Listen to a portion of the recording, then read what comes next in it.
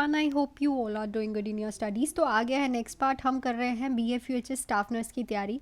सो कल ही मैंने आपको एक गुड न्यूज़ दी थी कि आपकी वैकेंसीज़ में और वैकेंसीज ऐड होने वाली हैं और ये वैकेंसीज़ अराउंड 600-700 होने वाली हैं। सो अपनी तैयारी को फुल ऑन रखिए। अगर आपको टाइम मिल रहा है तो अपना बेसिक क्लियर करिए और ऐसे ही क्वेश्चन अपने प्रैक्टिस करिए जो कि एनक्लेक्स बेस्ड हो, क्योंकि इतनी अच्छी वैकेंसी आ रही है। सो इट मीन्स इसके बाद वैकेंसी थोड़ी लेट देखी जा सकती है, तो यही पेपर निकालने की कोशिश करिए। और अगर आप मेरे चैनल को सब्सक्राइब नहीं किया है अभी आपने, तो आप कर लीजिए। यहाँ पे BFUHS की रोज़ 3 बजे वीडियो आती है जिसमें एनक्लिक्स based questions, priority based questions और जैसे कि BFUHS के एग्जाम्स में देखे जाते हैं क्वेश्चंस, वही मैं रोज़ कराती हूँ। साथ ही साथ आपका टॉपिक भी क्लियर करती हूँ। और अगर कोई बच्चा चाहता है कि उसको BFUHS की और अच्छे से तैयारी करनी है तो वो मेरे से बाय कर सकता है। ऐसे ही MCQs के PDF जिसमें आपको आंसर विद रैशनल मिलेंगे जो कि ओनली 199 में है। गोल्डन की पॉइंटर्स फॉर 99 रुपीज़। गोल्डन की पॉइंटर्स में वो सारे इंपॉर्टेंट पॉइंट्स हैं जो कि आपके हर एक सब्जेक्ट्स में से निकाले गए हैं। 200+ की पॉइंटर्स हैं। बट अगर इन दोनों को आप साथ में लेते हैं तो आपको ऑफर में 249 रुपीज़ में ये दोनों चीज़ें मिलेंगी, PDF एंड गोल्डन पॉइंट्स। और 249 के पैक में आपको ऑफर में नोट्स मिलेंगे उन टॉपिक्स के जो कि BFUHS में बहुत बार रिपीट होते हैं। उनमें से 2-2, 3-3 क्वेश्चंस भी आते हैं। प्रीवियस ईयर क्वेश्चन पेपर, जिसमें आपको प्रीवियस ईयर क्वेश्चन पेपर्स भी दूंगी मैं और प्रैक्टिस MCQs भी दूंगी जो कि जॉब बहुत ही ज़्यादा हेल्पफुल हो सकते हैं ओनली इन 249। तो बाय करने के लिए आप कमेंट कर सकते हैं। मैं अपने टेलीग्राम का लिंक आपको दे दूंगी, आप वहाँ से आके बाय कर सकते हो। उसको फोटो स्टेट करवा लीजिए। और अगर आपको सारे सब्जेक्ट्स के नोट्स भी चाहिए तो भी आपको मिल जाएंगे ईजी लैंग्वेज, जो कि मेरी लैंग्वेज में लिखे पड़े हैं।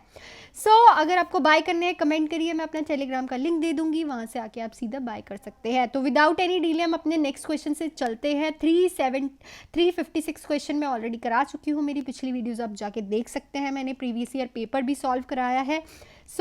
अपनी स्टडी को इतना ज़्यादा अच्छा बनाइए कि आपको पेपर देखते ही लगे कि मैं कर जाऊँगा इस बार पास, ठीक है।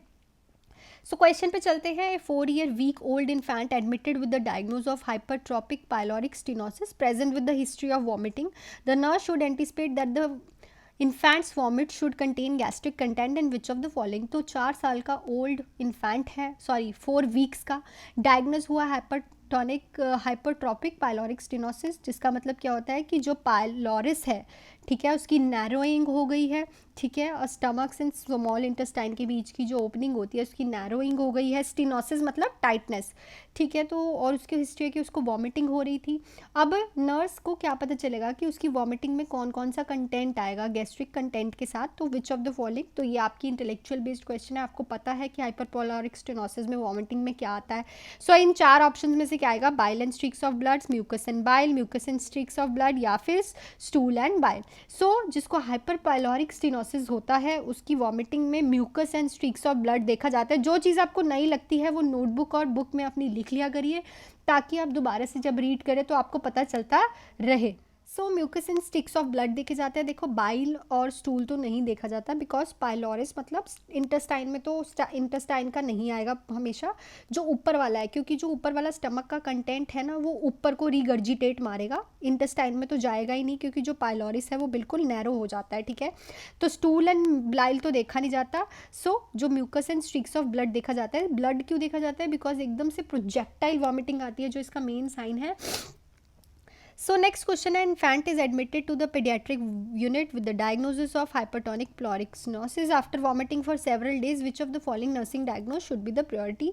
अब फिर से hypertrophic pyloric stenosis वाला ही बच्चा है, इन्फेंट है, पीडियाट्रिक यूनिट में आया है और बहुत दिनों से उसको वॉमिटिंग हो रही है। तो सबसे ज़्यादा इंपॉर्टेंट डायग्नोज क्या रहेगा?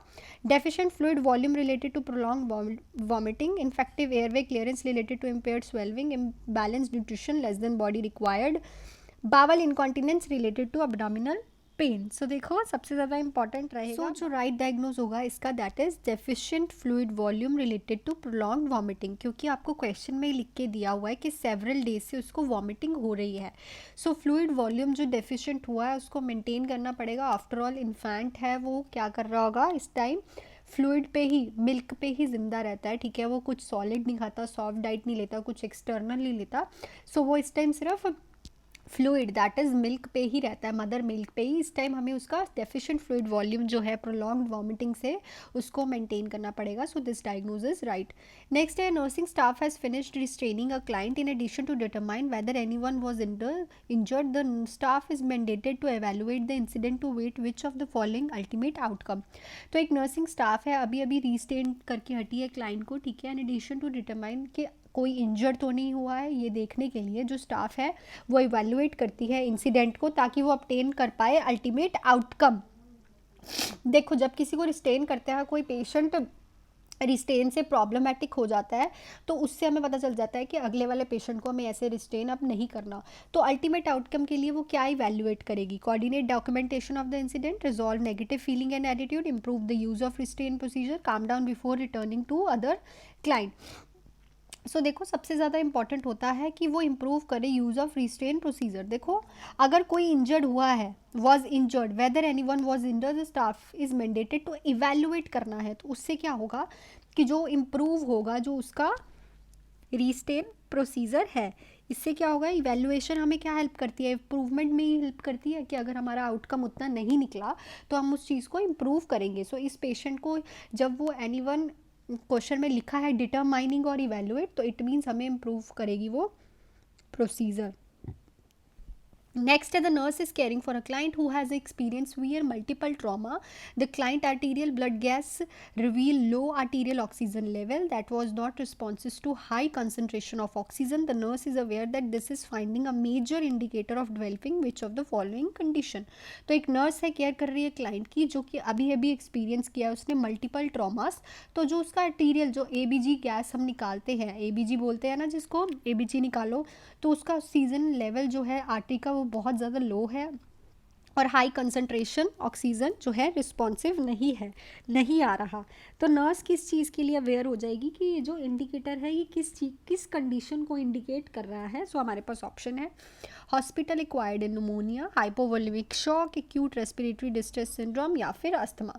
सो देखो अगर किसी पेशेंट को ऐसा हो रहा है तो उसे हुआ है acute respiratory distress syndrome because multiple severe trauma है। इट मीन्स कि अगर उसका आर्टीरियल ब्लड गैस अगर उसका लो आता है, सो वही समझ आया करो कि रेस्पिरेटरी प्रॉब्लम हो गई है, उसे डिस्ट्रेस सिंड्रोम हो रहा है, ऑक्सीजन प्रॉपरली सप्लाई नहीं हो रही है, इसलिए ही उसका जो एबीजी है वो आर्टीरियल ब्लड गैस वॉल्यूम जो है वो कम आया है।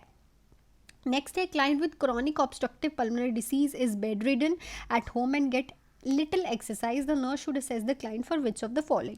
सो देखो उन पीडीएफ्स में आपको ऐसे ही क्वेश्चन देखने को मिलेंगे जिसमें आंसर विद रैशनल मिलेंगे, गोल्डन की पॉइंटर्स मिलेंगे, प्रीवियस ईयर बीएफयूएचएस के पेपर मिलेंगे, नोट्स मिलेंगे सब इंपॉर्टेंट टॉपिक्स की और हर एक सब्जेक्ट्स के नोट्स मिलेंगे। ओनली इन 249 आप बाय कर सकते हैं कमेंट करके, मेरे से टेलीग्राम लिंक लेके वहाँ से आके बाय कर सकते हैं।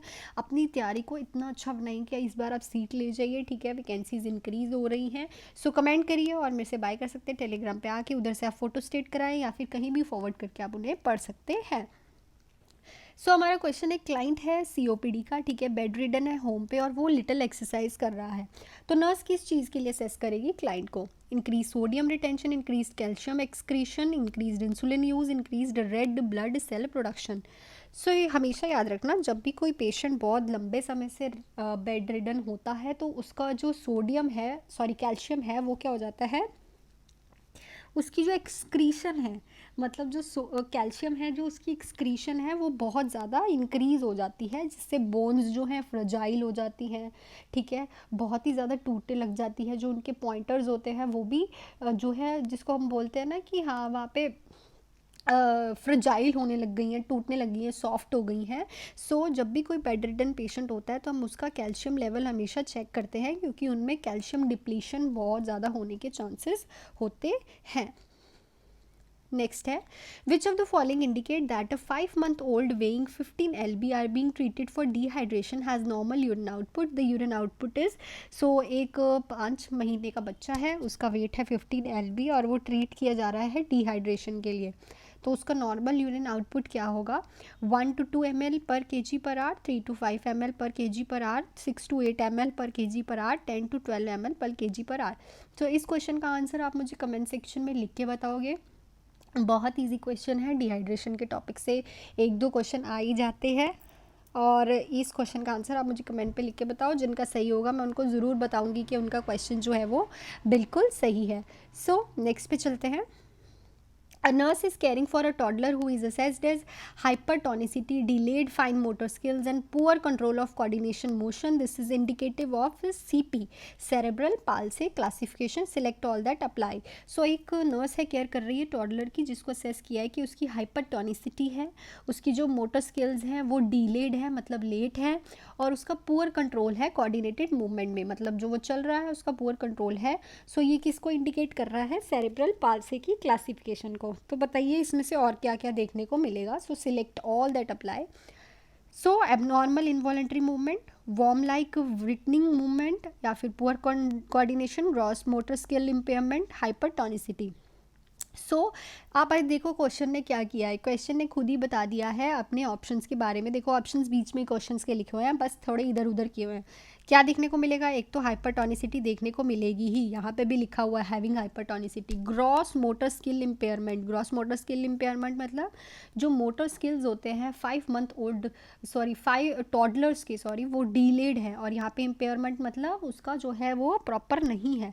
पुअर कोऑर्डिनेशन भी होती है। So these all are the ऐसे क्वेश्चंस आपको कंफ्यूज करते हैं। आपको लगता है कि क्वेश्चन में तो ऑप्शंस दे नहीं रखे, कभी कभी क्वेश्चन में ही जो है वो आंसर छुपा होता है, और कभी कभी ऐसे भी होता है कि वो क्वेश्चन आपको पहले ही किसी क्वेश्चन में उसका आंसर दिया होता है, कभी कभी आपने देखा है पेपर में। सो अपना अवेयर रह के क्वेश्चन पेपर जो है सॉल्व किया करो। नेक्स्ट है 32-year-old woman recently diagnosed with Hodgkin disease is admitted to the hospital outpatient clinic for staying by undergoing a bone marrow aspiration and biopsy. To obtain more information about the client nutrition status, the nurse should review the result of which of the following. तो एक patient है, उसको क्या है? हॉचकिन disease अभी find की हुई है। इसमें क्या होता है?